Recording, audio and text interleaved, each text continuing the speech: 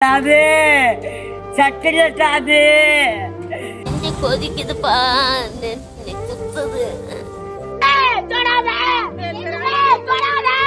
இப்படி ஆதரவின்றி கஷ்டப்படுறவங்கள யார் காப்பாத்துறது? அவங்களுக்காக ஒரு நிமிஷம் அனுதாபப்படுவோம். அதை தவிர்த்து வேற ஏதாச்சும் பண்ண முடியுமா? கண்டிப்பா முடியும். இப்படிப்பட்ட யாசகர்கள், மனநலம் பாதிக்கப்பட்டவர்கள், ஆதரவற்ற முதியவர்களை மீட்டு மறுவாழ்வு வழங்க நவீன்குமார் என்ற இளைஞரால் உருவாக்கப்பட்டதே இந்த அச்சயம் ட்ரஸ்ட். இதுவரைக்கும் 1600 பேருக்கு மேல ரெஸ்கியூ பண்ணி மறுவாழ்வு கொடுத்துருக்காங்க. மக்களாகிய நீங்க செஞ்ச உதவியால தான் இத்தனை பேருக்கு மறுவாழ்க்கை கொடுக்க முடிஞ்சது. உதவி பண்ண எல்லாருக்கும் எங்களுடைய மனமார்ந்த நன்றி.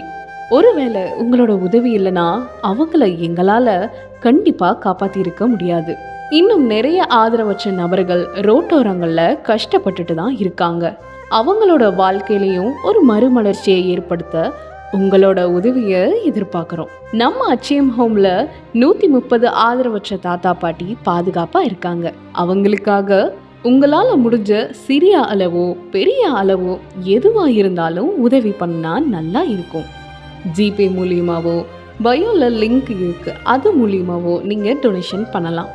இல்லைனா டைரக்ட் மெசேஜ் பண்ணீங்கன்னா உங்களுக்கு QR கோடை ஷேர் பண்ணுவோம், அது மூலியமாகவும் டொனேஷன் பண்ணலாம்.